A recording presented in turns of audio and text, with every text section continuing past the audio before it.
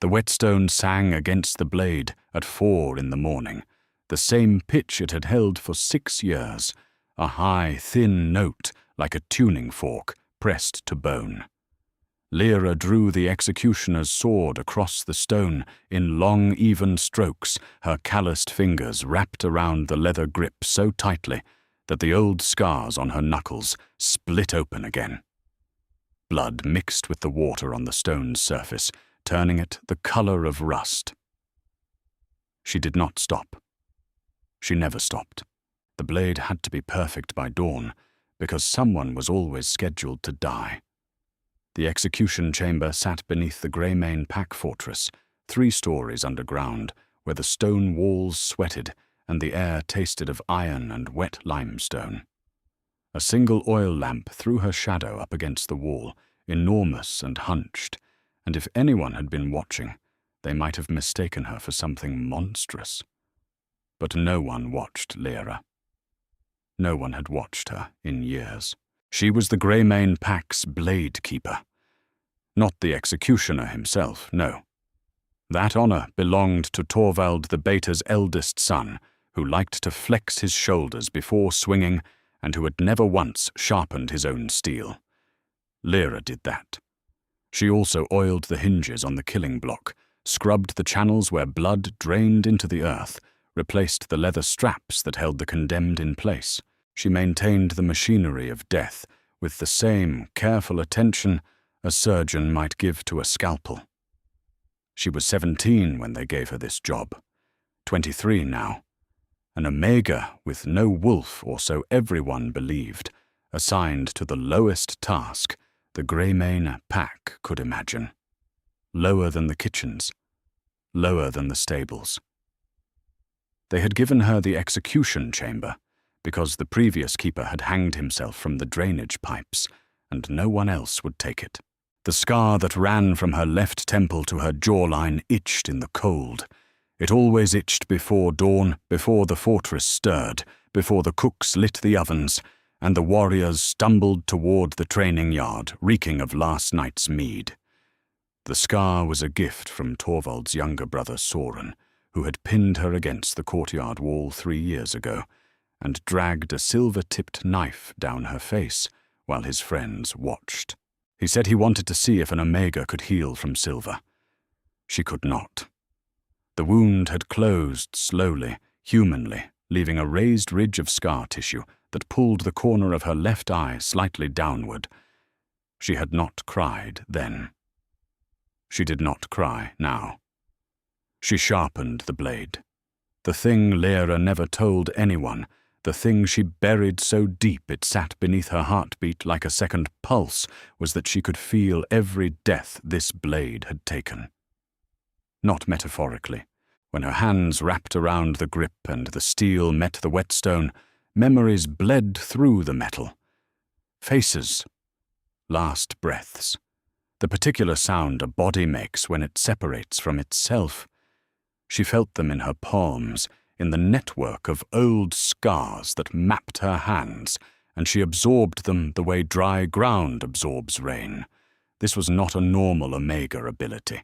This was not an Omega ability at all, but Lyra had learned long before. The Greymane pack taught her with their fists and their indifference that the safest place for a secret was inside a person no one looked at twice. Today's execution was scheduled for a rogue wolf captured near the southern border. The formal charges were trespassing and theft, but Lyra had heard the real reason whispered in the corridors above. The rogue had been carrying a message from the Blackmere pack from the Alpha King himself, demanding that Greymane surrender its territory or face annihilation. Alpha King Cale Blackmere. Even the name changed the air pressure in a room. Lyra had never seen him. No one in Greymane had not up close, not and lived to describe it coherently. The stories said he was enormous, broader than any 2 warriors standing shoulder to shoulder, with eyes the color of molten amber, and a wolf so massive it blocked out the tree line when it ran. They said he had killed his own father to claim the throne. They said his wolf was half feral, a beast that no Luna, no lover, no companion had ever been able to calm. They said he was coming, and everything in the Greymane fortress had gone rigid with fear. Lyra tested the blade's edge against her thumb. A bead of blood welled instantly bright red, perfectly round. The blade was ready. She set it on the oiled cloth and began cleaning the stone, working the pink water out of its pores with a stiff brush. Her shoulders ached. Her stomach was a fist. She had eaten yesterday morning half a bowl of cold porridge that one of the kitchen girls left outside the chamber door. The kitchen girl Maren was the closest thing Lyra had to a friend, though they rarely spoke more than a few words. Maren left food, Lyra left the bowl clean, and returned outside the kitchen. That was the shape of their friendship. Efficient, silent, safe. The chamber door groaned open above her. Heavy boots on stone steps. Lyra did not look up. She knew the sound. Torvald descended into the lamplight, his broad frame filling the narrow staircase. He was dressed for the execution, already ceremonial leathers over his barrel chest, his dark hair slicked back with oil that smelled of cedar and something chemical. He glanced at the blade on the cloth, grunted approval, then looked at Lyra, the way one looks at a piece of furniture that has been in the same spot for years. "Ready," he said. Not a question. Lyra nodded. "Good." He paused on the bottom step. "The Alpha is bringing the execution forward. Sunrise instead of noon." That was 30 minutes away. Lyra had been ready for 2 hours, but she said nothing. Torvald turned to go, then stopped. His hand rested on the doorframe. For a moment, something crossed his face, something that almost resembled discomfort. "The rogue," he said. "He is young, younger than I expected." He looked at Lyra, and for the first time in months, his eyes actually focused on her. "Have you eaten?" She blinked. The question was so unexpected, it took her a full second to process it. "I am fine," she said. Torvald nodded, jaw tight, and climbed back up the stairs. The door closed, and Lyra stood alone in the execution chamber, holding a blade that held 6 years of ghosts, wondering why the man who had never once asked about her well-being had chosen this particular morning to start. She would find out soon enough. Everyone would. The execution courtyard sat at the center of the Greymane fortress, an open square of packed earth, surrounded by stone walls and overlooked by 3 tiers of wooden galleries. By sunrise, the galleries were full. Pack members pressed against the railings, breath misting in the early cold, their faces a blur of anticipation and nervous energy. The Greymane Alpha, a lean grey-haired wolf named Holric, stood on the elevated platform at the courtyard's north end, flanked by his beta, his war council, and his daughter Isolde, who was universally expected to be named Luna of whatever pack made the best political offer. Isolde was beautiful. Wheat gold hair, green eyes, skin that had never been marked by anything sharper than a cosmetic needle. She wore white fur over her shoulders and surveyed the courtyard with the serene confidence of someone who had never been told no. Lyra had sharpened a different kind of blade for Isolde, once a ceremonial dagger for the girl's coming-of-age hunt, and Isolde had taken it without looking at her, the way you take a napkin from a dispenser. Lyra stood at the edge of the platform, now half hidden behind the killing block, holding the executioner's sword, wrapped in its oiled cloth. Her job was to present the blade to Torvald, step back, and become invisible again. She had done this 41 times. She knew how to hold herself so that eyes slid past her, how to angle her scarred face away from the galleries, how to breathe shallowly so her scent, what little of it an Omega produced, would not carry on the wind. The rogue was brought out in chains. Torvald had been right. He was young, maybe 19, with sandy hair matted with blood and bruises ringing both eyes like dark spectacles. He walked with his chin up. Lyra noticed that. Most of the condemned shuffled, or were dragged, but this one walked, as if the courtyard were a stage, and he had decided how his final scene would play. Halric read the charges from a leather-bound ledger.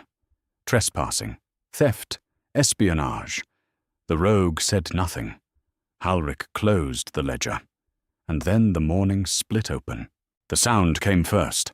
A horn blast from the outer wall so deep it vibrated in Lyra's chest cavity, followed immediately by shouting, then the unmistakable crack of the main gate splintering. The ground shook.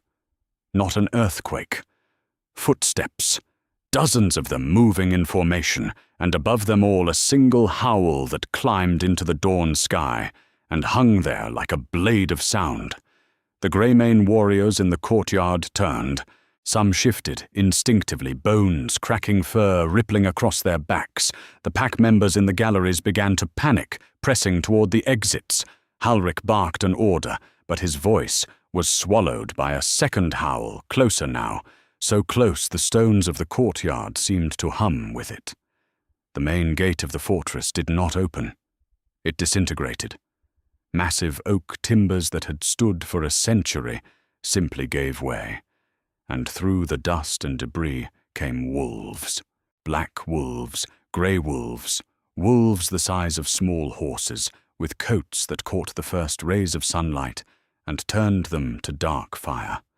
They poured through the gate in a silent, disciplined wave and fanned out across the courtyard, surrounding the Greymane warriors with practiced efficiency. And behind them, still in human form, walked the Alpha King. Lyra had heard the descriptions. They were insufficient. Cale Blackmere was tall enough that the ruined gate frame barely cleared his head. His shoulders were a geography of muscle beneath black leather, and his face was a collection of hard planes and sharp angles, jaw like iron cheekbones that could cut paper a nose that had been broken at least once and set slightly crooked.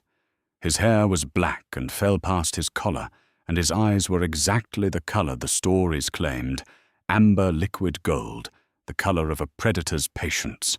Battle scars tracked across his knuckles, up his forearms, one thin line across his throat where someone had come very close and failed. He walked through the ruined gate into the courtyard, with the unhurried gait of a man entering his own home.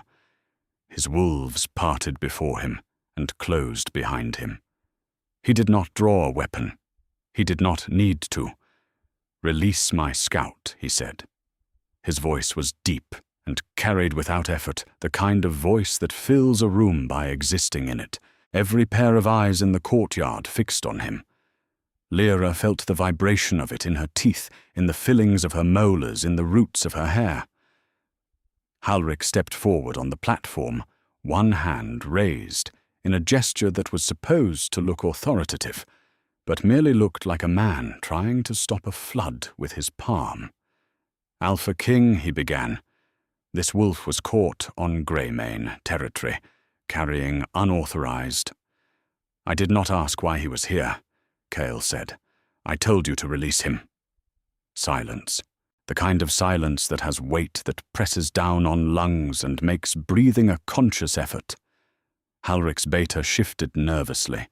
Isolde behind her father had gone very still, her green eyes wide, calculating. Cale mounted the platform steps. 3 steps, and each one brought him closer to Lyra's position, beside the killing block. She could smell him now. Not the generic alpha musk she had encountered from Greymane's own leaders, the sour testosterone and artificial dominance. This was different. Pine resin and cold wind, and something beneath it, something warm and deep, like embers buried in snow. Her scarred hands tightened on the oiled cloth. Something stirred behind her ribs. Not her heart. Deeper. Lower. something she had spent 6 years convincing herself did not exist. Cale's gaze swept the platform.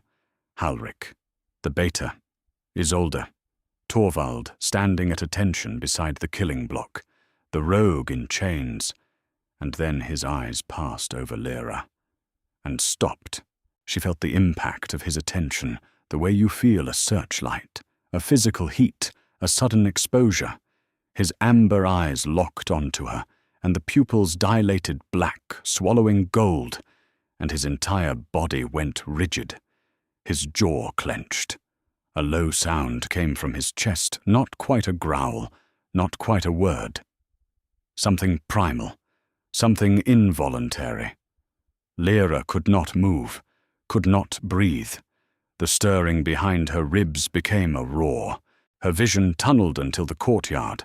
The galleries, the wolves, the condemned rogue, the entire Greymane fortress vanished, and there was only this man standing 3 feet away, looking at her as if she were the first thing he had ever seen. "Mate." The word came from his throat like something dragged out of him by force, rough and reverent and shattered at the edges. His hand rose. His fingers, battle-scarred and enormous, trembled. Lyra took a step backward and hit the killing block. The executioner's sword slipped from her hands and clattered against the stone. The sound broke some spell, and the courtyard erupted. Halric shouted. His Beta shifted. Torvald reached for the fallen blade. And Cale Blackmere Alpha King, of the Blackmere Pack ruler of 4 territories, the wolf whose howl could crack stone, did not look at any of them. He looked at Lyra, at the scar pulling her left eye downward, at the calluses on her hands, at the threadbare wool dress that hung from her sharp shoulders, at the dark circles beneath her eyes, and the hollow of her cheeks where hunger had carved its signature. "Who did this to you?" he said. Not a question, a promise. Lyra opened her mouth. 6 years of silence pressed against her teeth. 6 years of swallowed screams and absorbed deaths, and careful, calculated invisibility. She had made herself a ghost in this fortress. She had made herself nothing. And now this man, this king, this force of nature, wrapped in black leather, was looking at her, as if she were the only solid thing in a world made of smoke. "I sharpen the blade," she whispered. "That is all I do." Kyle's eyes dropped to the executioner's sword on the ground. Then to her hands, the scars, the fresh cuts from the whetstone, the blood dried in the creases of her palms. Something happened to his face. The hard planes shifted. The iron jaw loosened. And in his amber eyes, for one raw, unguarded second, there was not the fury of a king, but the anguish of a man who had arrived too late to a fire and found only what remained. "Not any more," he said. He turned to Halric. The anguish was gone. What replaced it made Halric's Beta take 2 steps backward. "This woman is my mate," Kyle said, and his voice carried to every corner of the courtyard, to the galleries where the pack members clutched each other, to the walls where the Greymane sentries had abandoned their posts. "She is mine. And you will explain to me very carefully why she is standing in rags beside an execution block with scars on her face and starvation in her bones." Halric was a politician.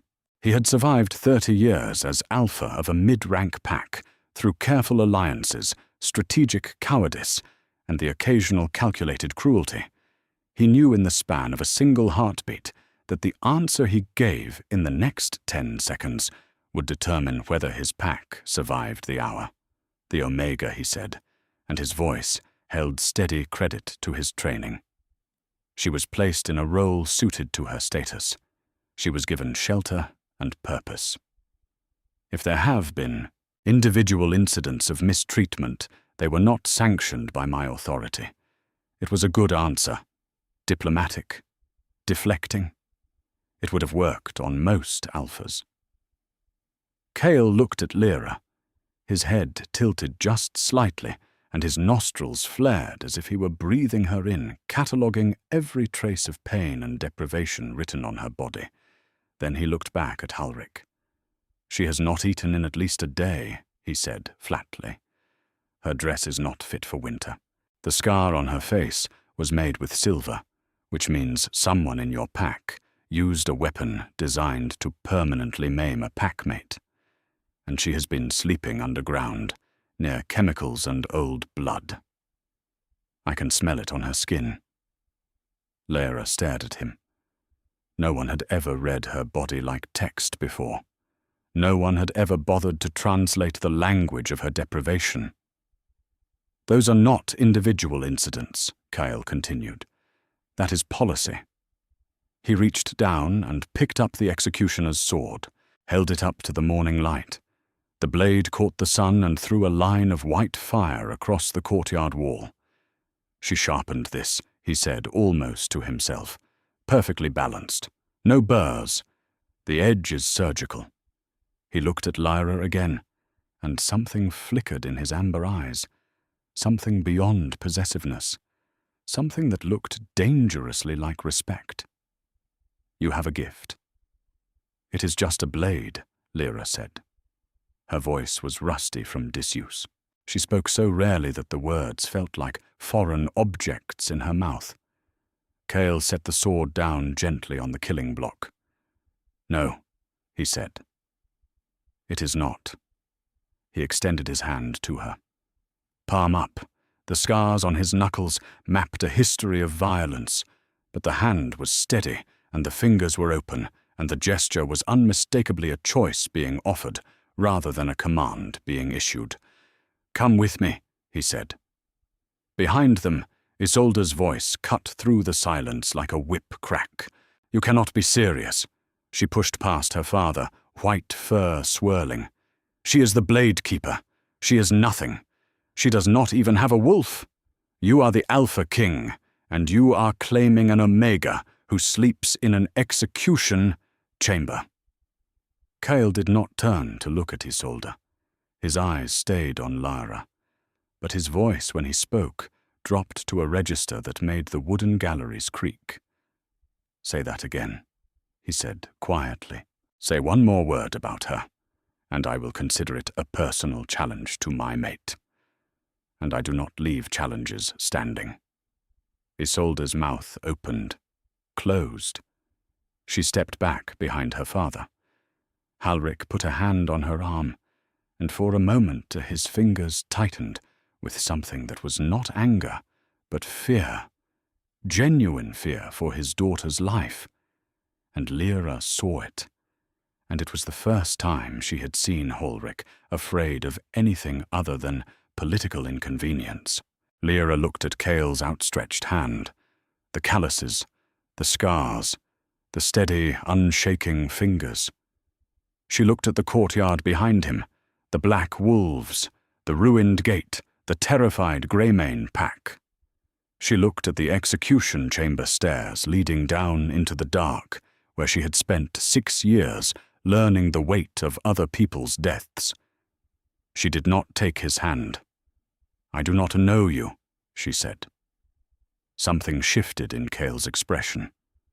Not anger, not impatience, a kind of careful rearrangement, like a man adjusting his grip on something fragile. "No," he agreed. "You do not." He lowered his hand slowly. "But you know this place, and I am asking you whether this is where you want to stay." Lyra's throat closed. It was not the mate bond, though she could feel it now, a low, thrumming heat in her chest that pulled toward him like a compass needle. It was the question itself. No one had ever asked her what she wanted. Not once. Not in 6 years. The Greymane pack had told her what she was and where she belonged, and she had accepted it, because acceptance was safer than hope. She looked at the killing block, at the blade she had sharpened, at the stain on the wood that never fully came out, no matter how hard she scrubbed. "No," she said. "It is not." She did not take his hand. She walked past him down the platform steps into the courtyard, where the black mare wolves parted to let her through. She walked on her own feet, under her own power, and Cale Blackmare watched her go, with an expression that no one in the courtyard had ever seen on the face of the most feared alpha in the 4 territories. He smiled. Then he turned to Halric, and the smile vanished. "We will discuss your pack's future," he said, "after I have fed my mate." The Blackmare convoy was not what Lyra had expected. She had imagined a war column, grim and functional, the mobile apparatus of a conquering army. Instead, she found a caravan of armored wagons, drawn by draft horses, their interiors fitted out with practical efficiency. The wagon Cale directed her toward had padded benches, wool blankets, and a small iron stove vented through the roof that filled the enclosed space with warmth. A woman was waiting inside. She was stocky, grey-haired, with the weathered face of someone who spent most of her life outdoors, and the sharp eyes of someone who missed nothing. She wore the healer's emblem on her collar, a silver leaf. "This is Ada Kyle," said from the wagon's open rear. "She is my pack's chief healer. She will examine you and feed you." He paused. "If you will allow it." Lyra looked at Ada.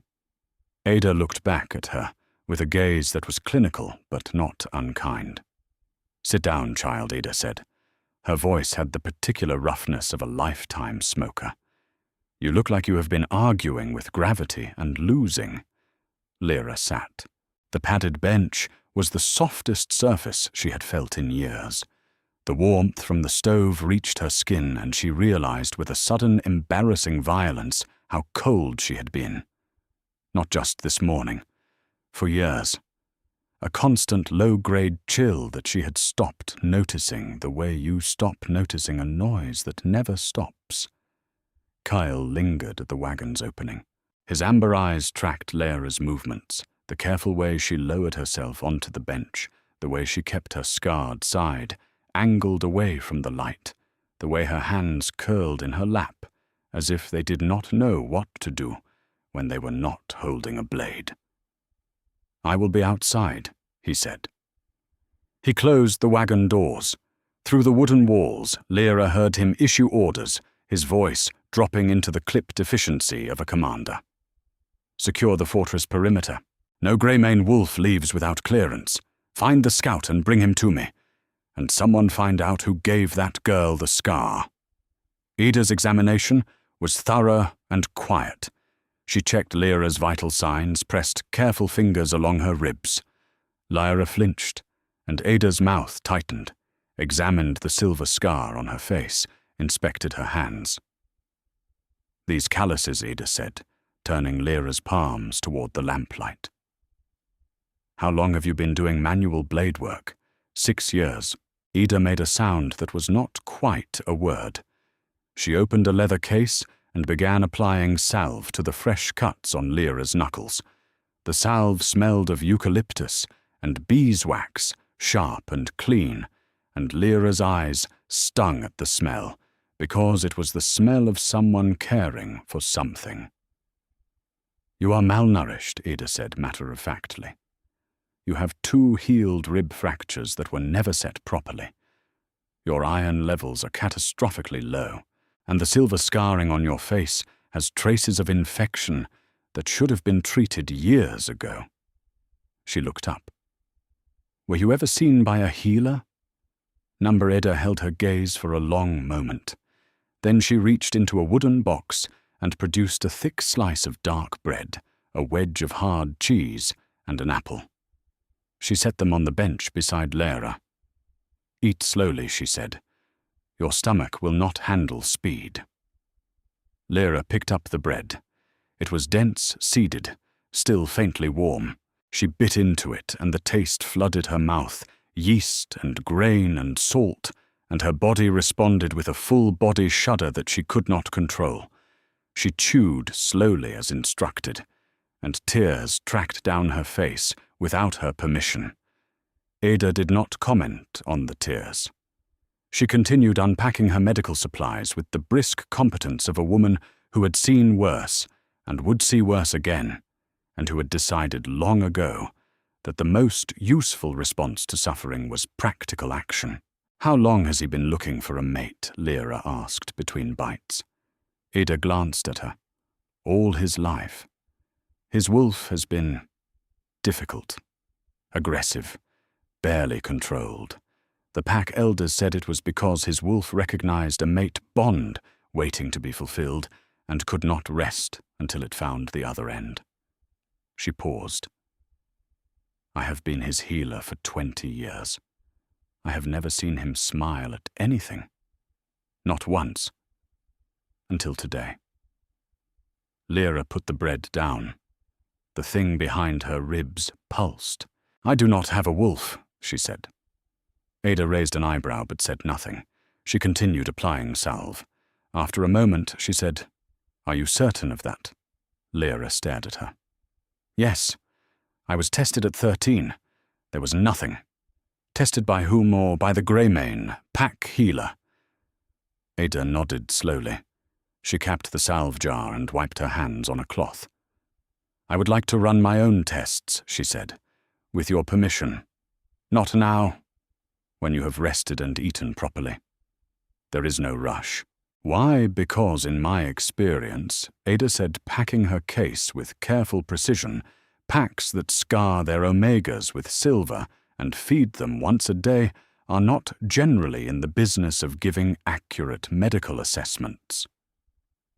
The convoy moved out at noon.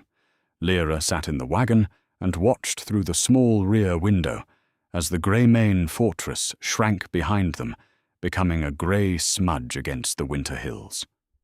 She had lived within those walls for 6 years. She had descended into the execution chamber every morning at 4 and climbed out every evening at dark.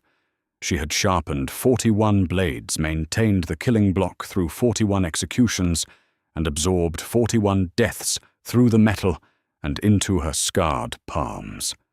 And she was leaving, and no one from the Greymane pack came to the wall to watch her go. Not Maren, the kitchen girl. Not anyone. That was fine.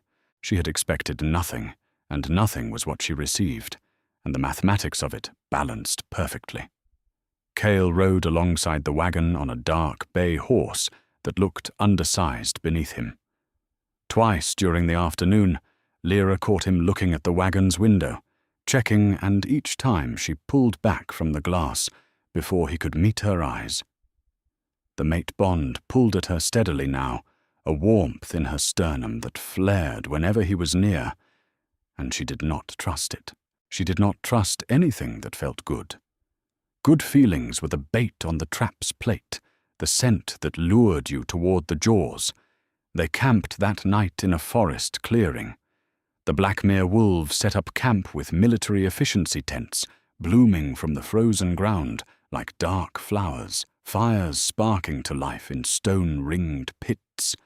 The air smelled of pine smoke and horse sweat and cooking meat. Someone was making stew. Lyra could smell onions and thyme and the particular savory depth of bone broth, and her stomach clenched with a longing so physical it was almost sexual. Ada brought her a bowl. Lyra ate it slowly, sitting on the wagon's tailgate, wrapped in a wool blanket that smelled of cedar storage. The stew was thick and hot, with chunks of venison and root vegetables, and barley that dissolved on her tongue. She ate the entire bowl, and then sat holding the empty vessel, feeling the warmth spread through her body like a slowly drawn bath. Cale appeared at the edge of the firelight. He had changed out of his travelling leathers into a dark wool shirt, sleeves rolled to the elbow forearms cross-hatched with scars. He carried 2 tin cups. He stopped 5 feet away, as if approaching a bird he did not want to startle. "Tea," he said. "Ada says you need fluids." He held out one of the cups. Lyra took it. Their fingers did not touch. She could feel the heat of his hand through the tin residual warmth, and the mate bond flickered in her chest like a candle in a draught.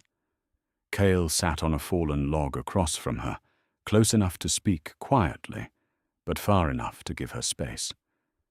He held his own cup between both hands and looked into the fire. "The scout is alive," he said. "Bruised but alive. We will reach Blackmere territory by tomorrow evening." Lyra nodded. Silence. The fire crackled.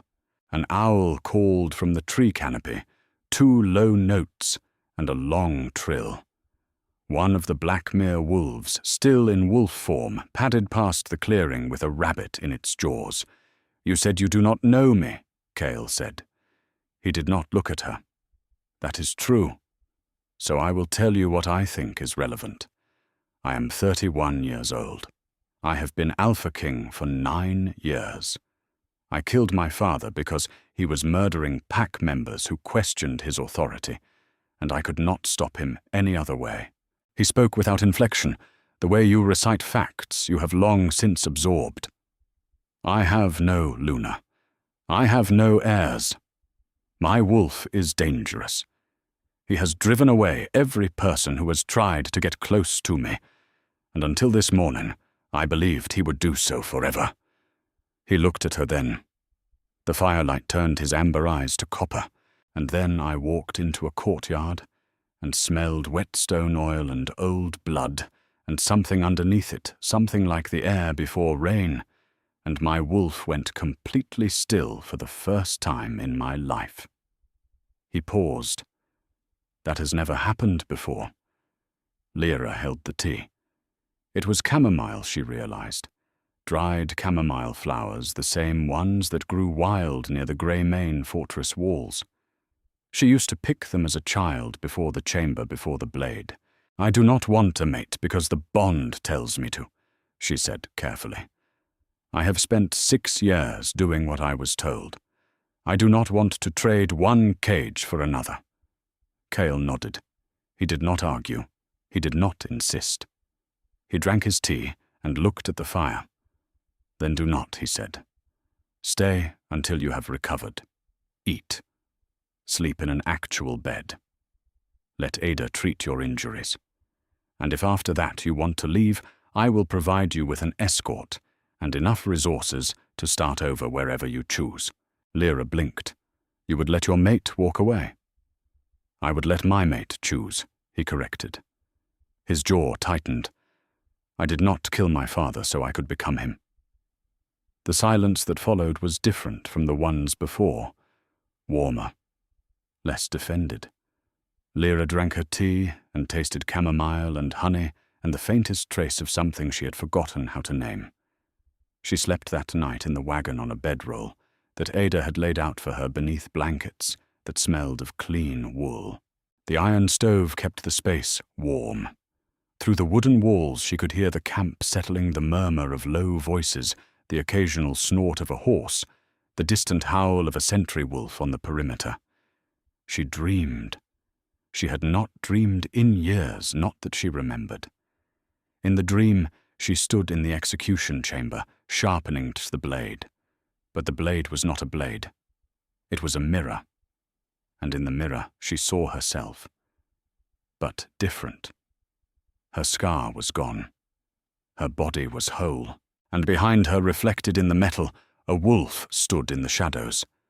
Not Cale's wolf, her wolf. Silver-white, enormous, with eyes that burned like twin moons. It opened its mouth, and instead of a howl it spoke. "I have been here the whole time," it said. "You just never looked." Lyra woke at dawn. Her palms were tingling. She pressed them flat against the wool blanket and felt the tingle subside slowly, like a bell's vibration, fading after the strike. Through the wagon's window she saw Cale standing at the edge of camp, shirtless, despite the cold, facing the tree line. His back was a topographic map of old combat scars layered over muscle, and his shoulders rose and fell with controlled breathing.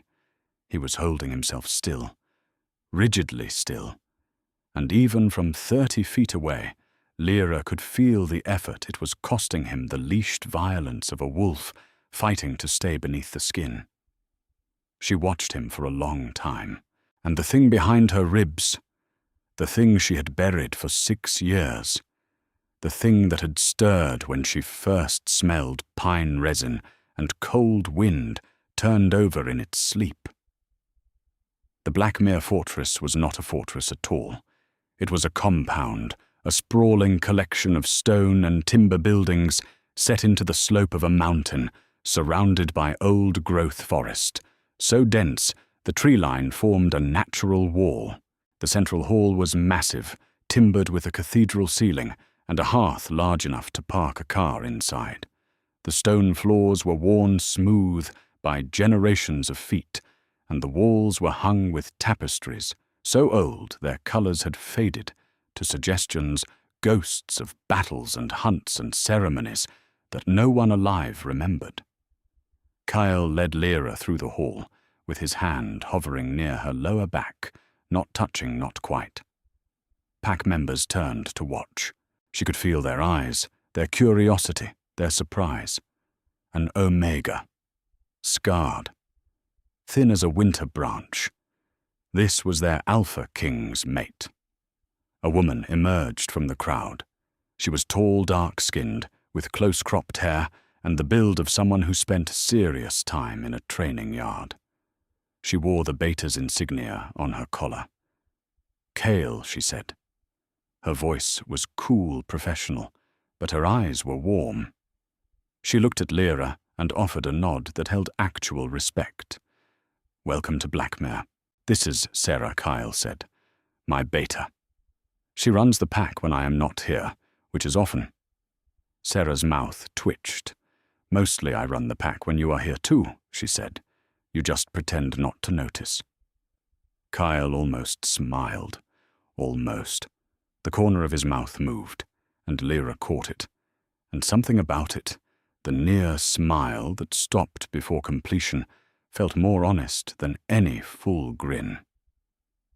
Sarah showed Lyra to a room. Not a servant's quarters. A proper room, second floor, with a window overlooking the forest. A bed with actual sheets. A washstand with heated water. A wardrobe stocked with clothes in various sizes. Lyra stood in the center of the room and turned slowly, taking it in. The bed had a quilt. Blue and grey, hand-stitched the pattern, geometric and precise. She reached out and touched it.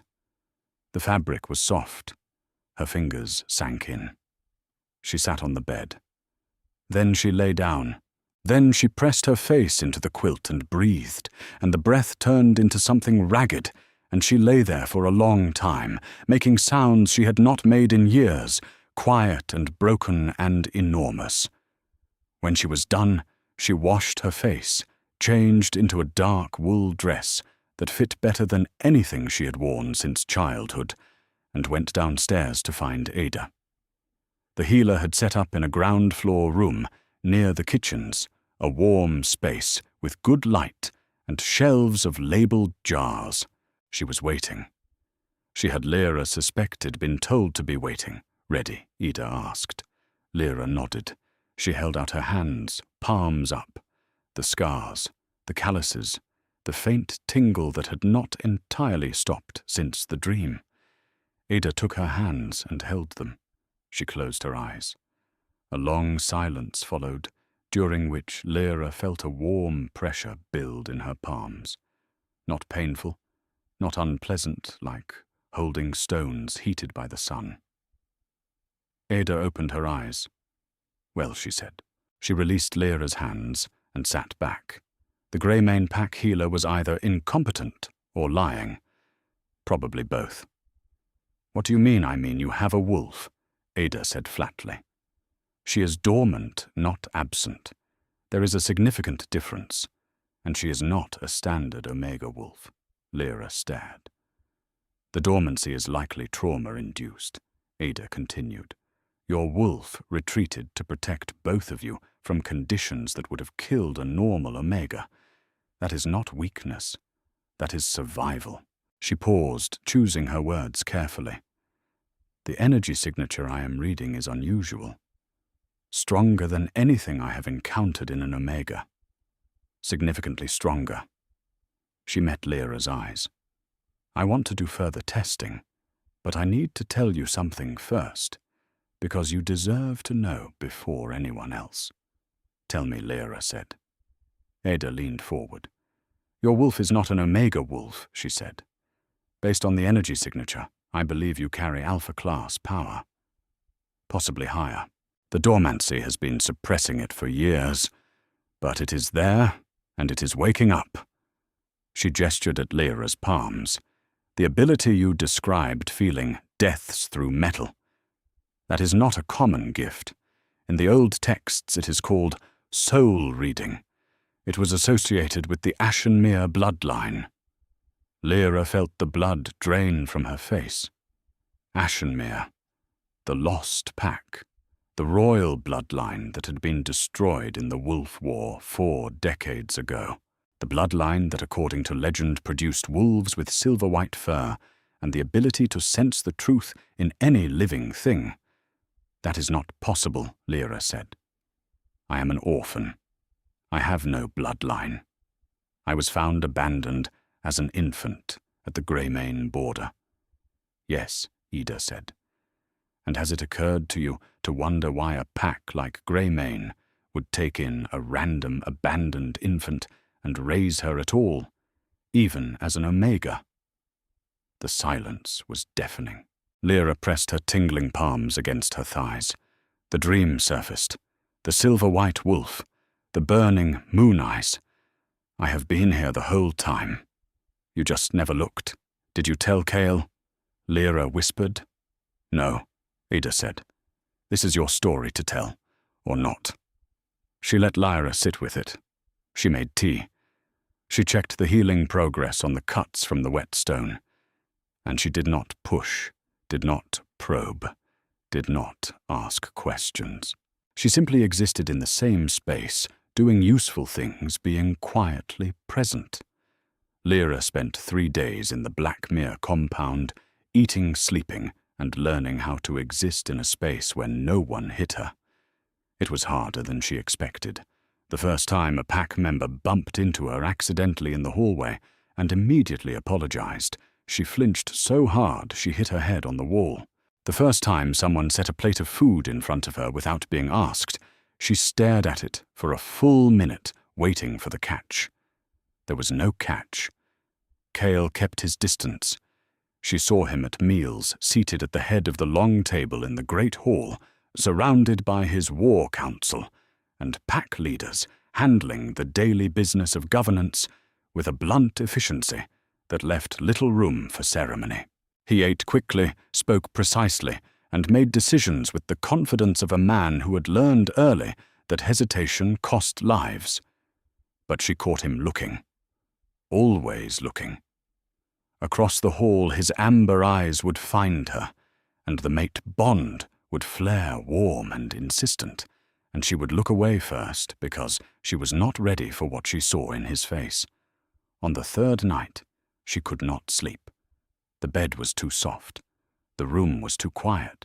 She missed horribly and irrationally the sound of the whetstone. She found herself in the Blackmere Armory. It was a proper workshop, well lit with racks of weapons and a long workbench stocked with sharpening stones of various grades. The armorer had gone to bed hours ago. Lyra stood in the doorway and breathed in the smell of steel and oil and stone dust, and something inside her unclenched. She selected a sword from the rack, a standard infantry blade nicked and dull from training. She chose a medium-grade stone, wet it, and began to work. The familiar motion settled her. The long, even strokes, the angle of the blade against the stone, the thin, singing note that rose from the contact point. Her hands knew this. Her body knew this. In a world that had rearranged itself entirely in 3 days, this was the one constant. She did not feel deaths in this blade. It had never been used in execution. It was a training weapon, a tool for learning, and the only memories embedded in its steel were of practice bouts and bruised knuckles, and the particular frustration of a young wolf trying to master the correct wrist position for a parry. Lyra smiled. She did not notice. You are better at that than anyone I have ever seen. She turned. Cale stood in the armory doorway, leaning against the frame, arms crossed. He was in sleeping clothes, loose linen pants, and nothing else, and the lamplight turned his scarred torso into a landscape of shadow and texture. His feet were bare. I could not sleep, he said, as if that explained his presence. Though the way his nostrils flared as he breathed her in suggested a more specific reason. Neither could I, Lyra said. She turned back to the blade. After a moment, Cale entered the armory and sat on a stool across the workbench from her. He watched her work. The silence between them was not uncomfortable. It had the quality of a shared space, two people occupying the same quiet with mutual consent. Teach me, he said. Lyra looked up. What the sharpening? Teach me. He reached for a blade from the rack, a short hunting knife with a walnut handle. He held it awkwardly, like a man who had used thousands of blades, but never maintained one. Lyra hesitated. Then she set down her sword and moved around the workbench to stand beside him. She was acutely aware of his size, the heat radiating from his bare skin, the pine and ember scent that made the mate bond thrum in her chest. She pressed her awareness of it down and focused on the blade. The angle is wrong, she said. She adjusted his grip on the knife, her scarred fingers guiding his. Like this. 30 degrees. Consistent pressure. Let the stone do the work. His hands were enormous around the small knife. His knuckles were rough beneath her fingertips. She could feel the calluses from years of weapon work, different from hers, formed by gripping rather than grinding. Cale drew the knife across the stone. The note was flat, uneven. Too much pressure, Lyra said. She placed her hand over his and pressed down, guiding the stroke. The note changed, climbing to the correct pitch. There. They stayed like that. Her hand on his hand on the blade, the whetstone singing between them. And Lyra realized with a shock that traveled from her palms to her spine that she could feel him through the steel. Not death, not pain, not the ghosts of execution. She could feel his heartbeat, steady and slow, and beneath it, his wolf vast and dark, and utterly impossibly still. Cale had stopped moving. He was looking at their joined hands on the blade. You can feel it, he said quietly. Can you not? Lyra pulled her hand away, stepped back. The connection severed, and the absence of it was a physical loss, like stepping from a warm room into snow. I need to tell you something, she said. She told him. All of it. The soul reading, the ability to feel deaths through metal, the 6 years of absorbing executions in the Greymane chamber, Ida's assessment, the dormant wolf, the Ashenmere bloodline. She told it flatly, without drama, the way she might have recited an inventory of blade types and stone grades. She had learned that facts delivered without emotion were harder to use as weapons. Kyle listened. He did not interrupt. He did not react visibly until she mentioned the Ashenmere bloodline, and then something crossed his face, a flash of recognition, of pieces falling into place that he quickly controlled. When she finished, he was quiet for a long moment. Then he said, My mother was Ashenmere. Lyra went still. She survived the Wolf War, Cale said. Barely. She was hidden by a human family for years before my father found her. He claimed her because she was powerful, not because she was his mate. She was not. He used her bloodline to strengthen his own. She died when I was 11. He looked at Lyra, and in the lamplight, his amber eyes held something she hadn't expected. Understanding. The specific, unfakeable understanding of someone who has been inside the same machine and knows exactly how the gears turn. "You are not alone in this," he said. "Whatever the Ashenmere blood means, whatever your wolf becomes when she wakes you, are not the only one who has carried this."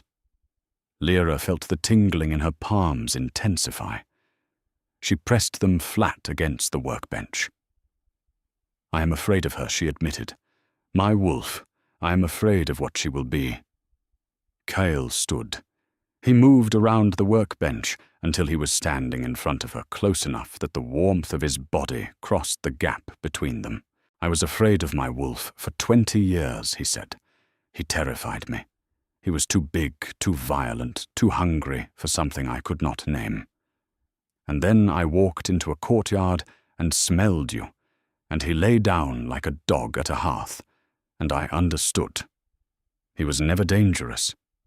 He was lonely." Lyra looked up at him. The scar on her face pulled with the movement. She saw his eyes track to it, then back to hers. She put her hand on his chest. Over his heart, she felt it through her palm, the slow, steady beat, the wolf beneath the skin. And the wolf was still so still, watching her with patient amber eyes from behind the cage of his ribs. "I want to stay," she said. Cale covered her hand with his. His fingers closed around hers, careful, deliberate, as if he were holding something he could not afford to break. "Then stay," he said. They did not kiss. Not yet. There was time for that. And Lyra had learned the value of time, the way only someone who has had it stolen learns. They stood in the armory, hand over hand, heart under palm, and the whetstone on the workbench beside them still gleamed with water, still held the note of the last stroke, a thin singing vibration that faded slowly into the warm and weapon-scented dark. 4 days later, the message arrived from Greymane. Sarah brought it to Cale during the morning council meeting. Lyra was present, seated at the far end of the council table, still not entirely sure she was allowed to be there, but unwilling to leave. Sarah unfolded the parchment and placed it in front of Cale without comment. Her face was blank in the particular way that indicated she had already read it and was suppressing a reaction. Kyle read it. His expression did not change. He set the parchment down and looked at Lyra.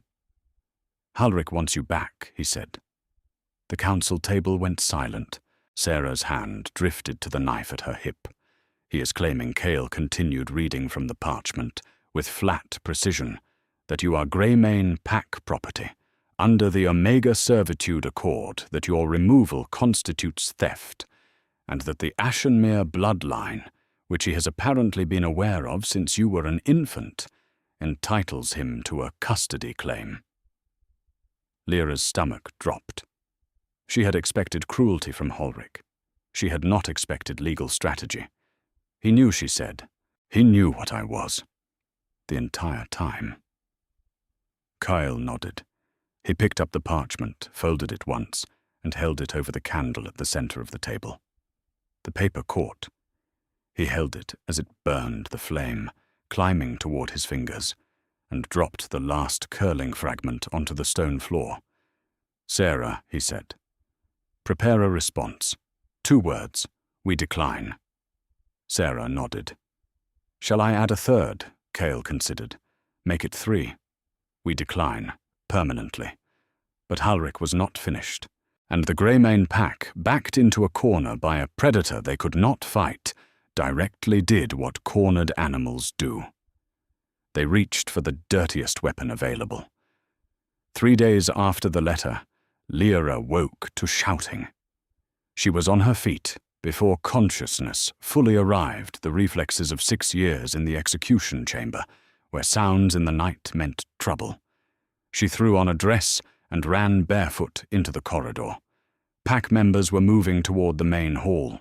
Lyra followed, pushing through the crowd until she reached the great doors which stood open to the pre-dawn dark.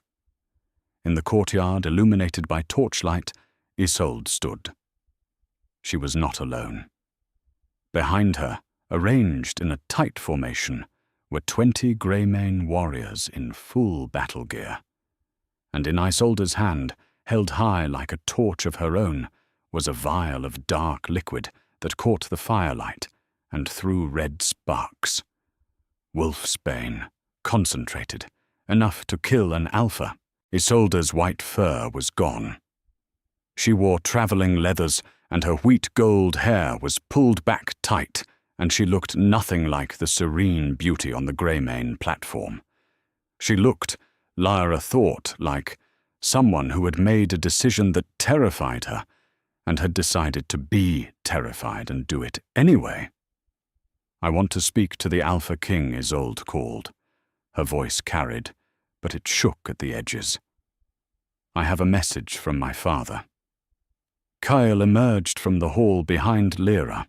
He was fully dressed, which meant he had not been sleeping, or perhaps he simply slept in his boots. He moved past Lyra, and she felt the brush of his hand against hers, brief, deliberate, a reassurance and a warning in a single touch. He descended the steps into the courtyard. His black-mare wolves flanked him, shifted and snarling, but he raised a hand and they stopped. "Speak," he said. Isolde looked at him, then at Lyra standing in the doorway. Something moved behind her green eyes, not hatred. Lyra had expected hatred. What she saw instead was exhaustion, the bone-deep fatigue of someone who has been performing a role for so long they cannot remember if there is anything underneath. "My father is marching on Blackmere," Isolde said. 500 wolves. He has allied with the Thornridge and Hollow Creek packs. They will arrive by tomorrow night. She held up the vial. "This is not for you. It is for me." The courtyard went rigid. "My father told me to get close enough to use this on you," Isolde said to Kale. Her hand trembled around the vial. "He said that if I killed the Alpha King, the Blackmere pack would fall apart, and Greymane would take the territories. He said it was my duty as his daughter." She looked at the vial. "He said he would finally be proud of me." She lowered the vial. "I am tired," she said quietly, "of trying to make a man proud who only sees me as a weapon." She set the vial on the ground, stepped back from it, raised her empty hands. Lyra stared. She thought of Halric on the platform, his hand tightening on Isolde's arm, and she realized now what she had seen in that grip. Not fear for his daughter. Ownership.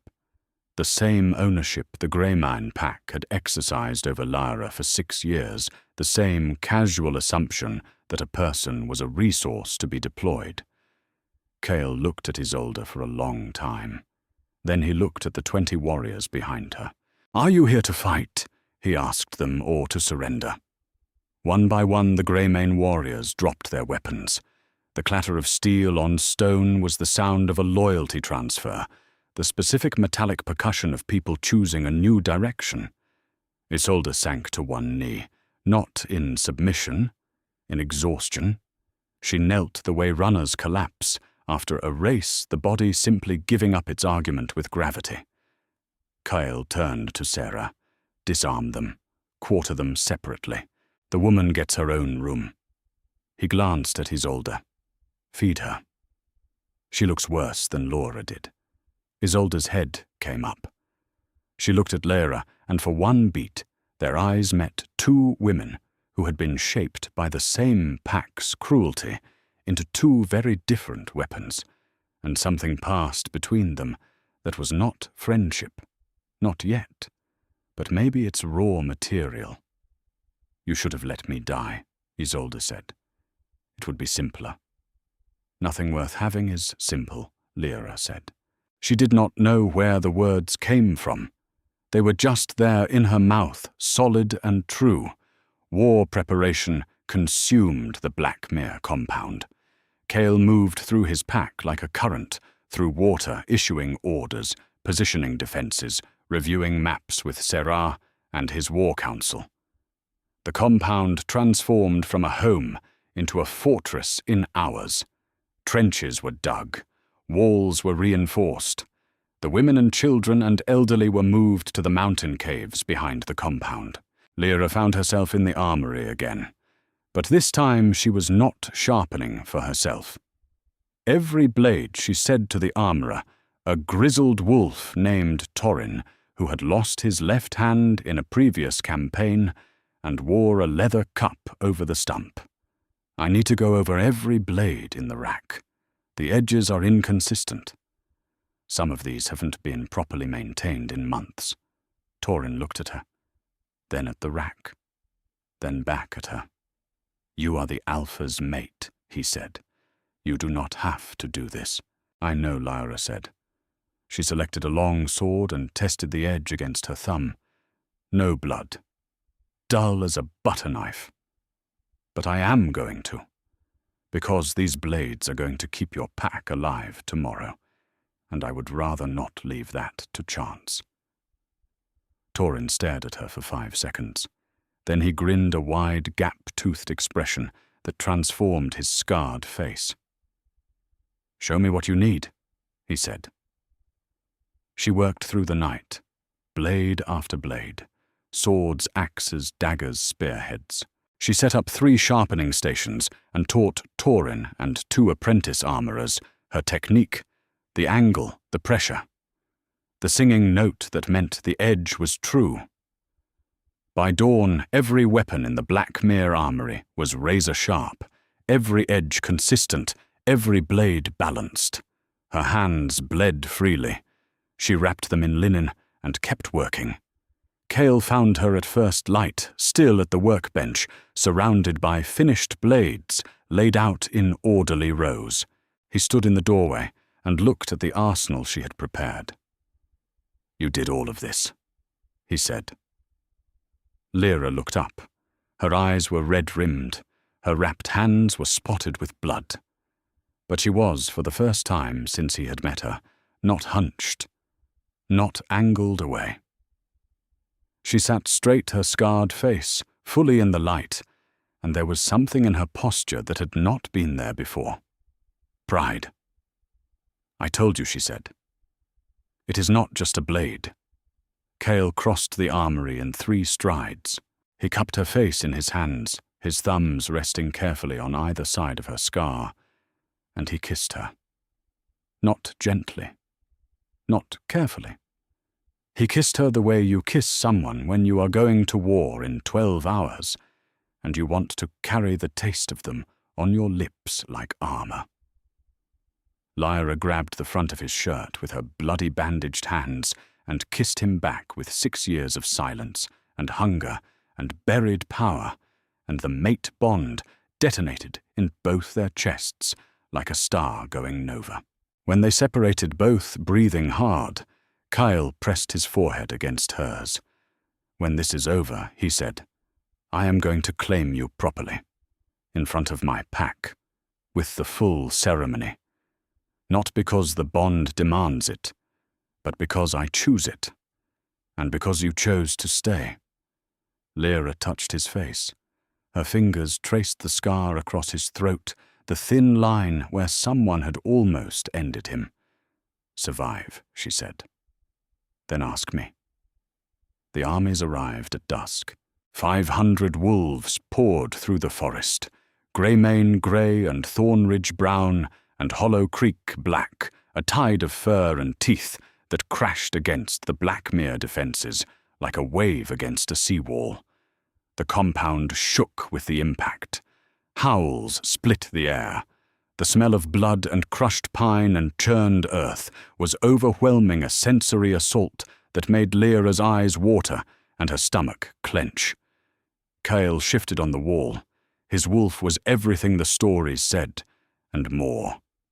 Massive, black as a void, eyes like molten gold, burning in a face made of shadow. He launched himself over the wall and into the attacking force, and the impact of his landing sent wolves tumbling like leaves. Sarah commanded from the east gate, shifted into a silver wolf with one torn ear, who fought with surgical precision. Torin, despite his missing hand, wielded a short axe in the west quadrant with a ferocity that belied his years. The Blackmere pack fought with the desperate efficiency of wolves defending their home. But 500 against 200 was 500 against 200, and mathematics does not care about courage. Lyra watched from the armory window. She saw the eastern line buckle, saw Sarah go down under 3 wolves and struggle back up, blood streaming from her flank, saw Cale tear through the Thorn Ridge formation like a black comet leaving destruction in his wake. But even he could not be everywhere at once. And then she felt it. The tingling in her palms, which had been building for days, which had hummed through every blade she sharpened, every edge she perfected, exploded. It raced up her arms, through her shoulders into her chest, and the thing behind her ribs, the buried thing, the dormant thing, the thing she had been afraid of for 6 years, woke up. It was not gradual, it was not gentle. It was like a door being kicked open from the inside. Her wolf surged forward with a force that drove Lyra to her knees, and she felt her bones begin to shift, and the pain was extraordinary, a full-body restructuring that tore a scream from her throat.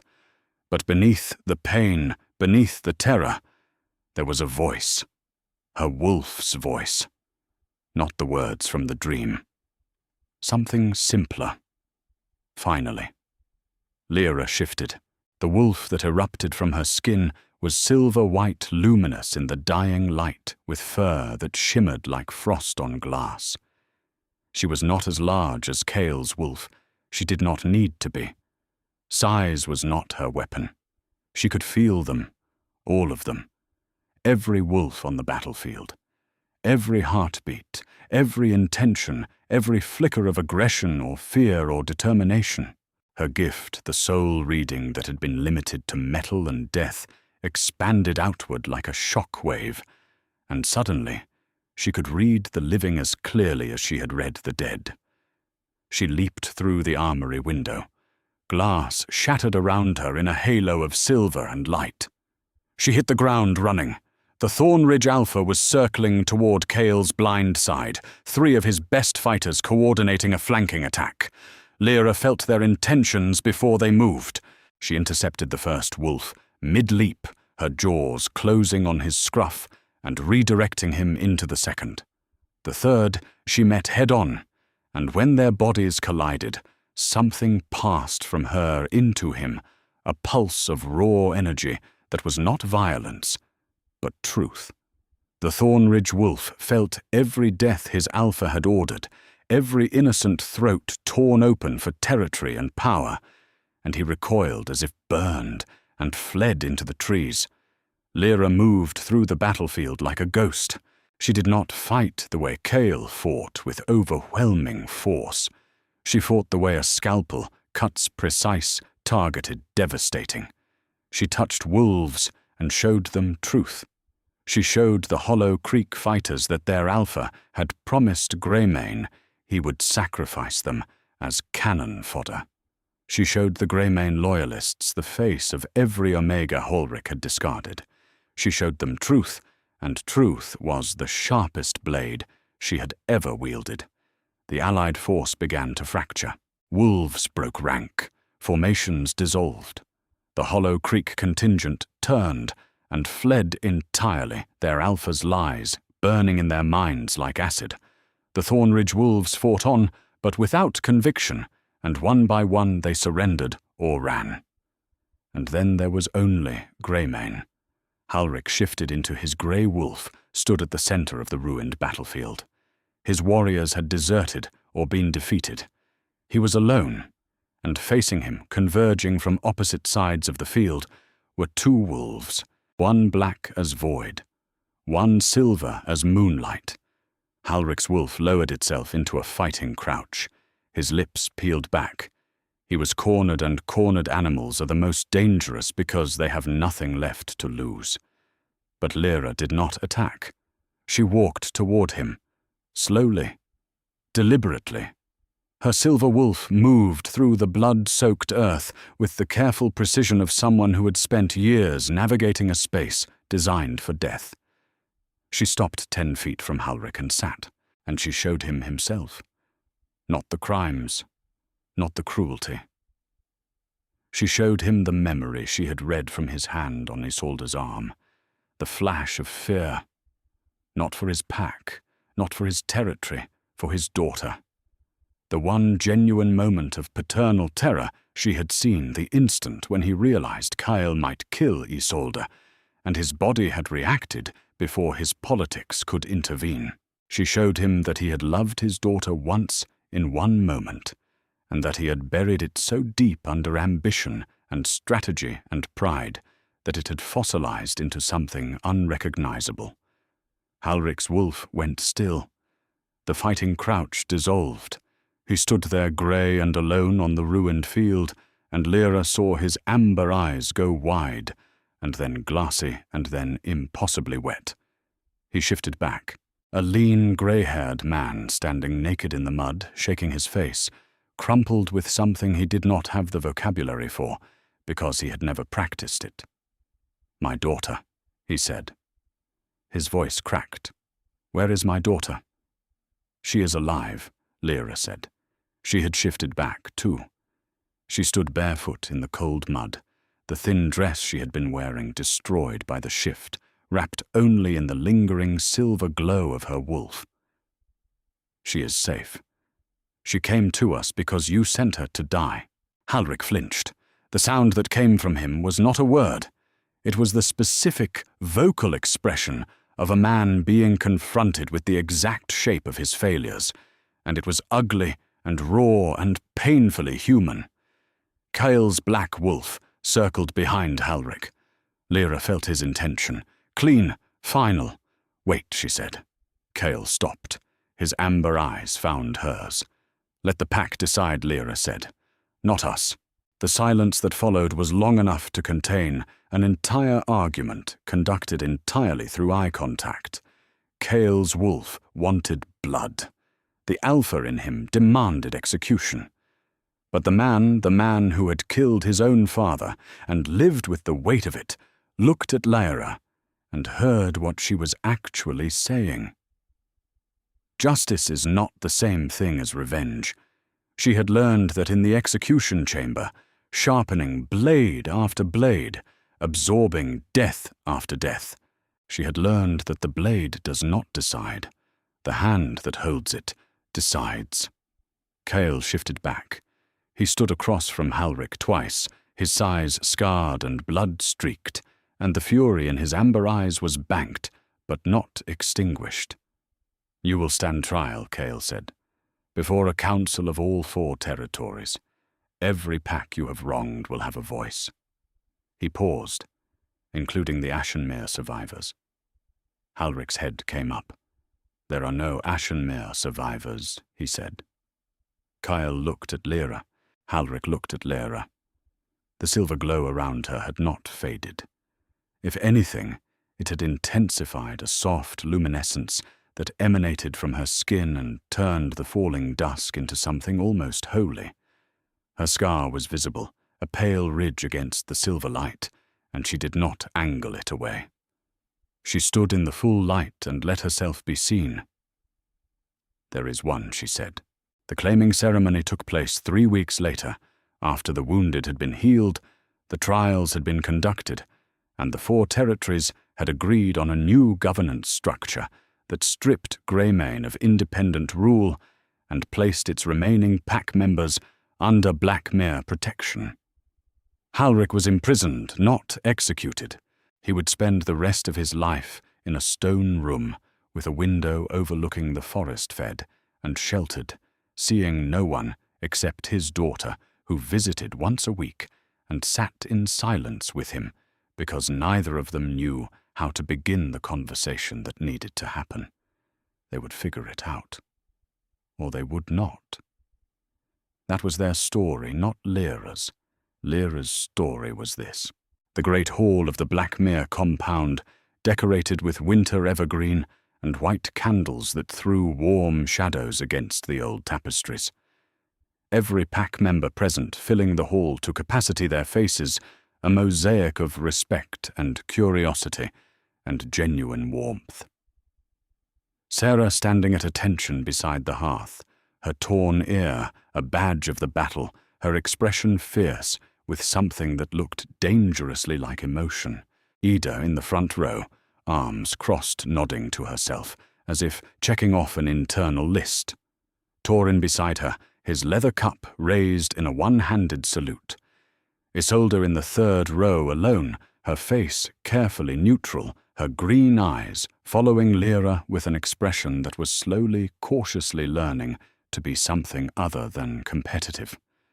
And Cale stood at the center of the hall dressed in formal black, his hair pulled back, his scars visible, his amber eyes fixed on the doors at the far end of the room.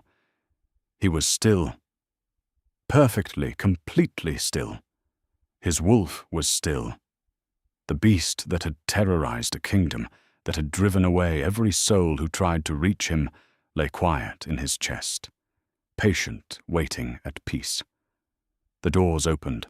Lyra walked through them in a dress the color of moonlight, silver gray, simple, unadorned. Her dark hair was loose. Her scar was visible. Her hand still calloused, still mapped with the history of 6 years of blade work, was steady. She walked the length of the hall. Cale extended his hand. She took it. The marking was traditional, his teeth at her throat, precisely placed at the junction of neck and shoulder, a controlled bite that broke the skin, just enough to leave a permanent mark. The bond which had been building since the moment in the courtyard completed itself with a sound only they could hear. A low, resonant hum like a tuning fork struck against bone. Lyra gasped. The world expanded. She could feel him fully, completely. The beating of his heart synced with hers, his wolf curled around hers like a question around its answer. She could feel the pack, too, every member, a constellation of lives and loyalties orbiting the bond at the center. She bit him back. She had not planned to. It was not part of the traditional ceremony. The Omega did not mark the Alpha. That was not how it worked, according to centuries of protocol and custom. But Lyra had spent 6 years following protocol in an execution chamber, and she was done. Her teeth found the scar at his throat, the thin line where someone had almost killed him, and she bit down. He made a sound. Not pain. Something deeper, something that came from the same place his wolf lived, from the quiet center that had been waiting for 31 years. The hall erupted. The pack howled a wall of sound that shook the candles and set the evergreen swaying. Sarah broke into a rare, full smile. Ada wiped her eyes with the back of her hand and pretended she was not crying. Torin raised his axe and stamped his foot. Cale pulled back and looked at Lyra. The mark on his throat was already healing, but the scar it left would be permanent. A new scar chosen, placed deliberately over the one that meant someone had tried to end him. This one meant someone had chosen to keep him. "You were not supposed to do that," he said. His voice was rough. "I know," Lyra said. He looked at her. The candlelight caught his amber eyes. The corner of his mouth moved. "Do it again," he said. Late that night, after the feast, after the toasts, after the pack had spilled out into the courtyard, under a sky dense with stars, and howled until the mountain echoed, Lyra slipped away. She found her way to the armory. The workbench was clean. The whetstone was where she had left it. She sat on the stool and ran her fingers along the stone surface, feeling its familiar grit beneath her calluses. She did not sharpen anything. She just sat. The smell of steel and oil and stone dust wrapped around her like a language she was fluent in, and she breathed it in and let it settle. The door opened. Kyle. Always Kyle. He leaned in the doorway, a cup of tea in each hand, his new scar visible at his throat. Chamomile, he said. Lyra took the cup. He sat across from her on the same stool he had used that first night, and they drank their tea in the armory, surrounded by the blades she had sharpened in the quiet that belonged only to them. The whetstone sat between them on the workbench, dry now, silent. But if you pressed your palm against it, you could still feel the vibration, the ghost of every stroke, every edge perfected, every blade made ready. Not for death anymore, for whatever came next.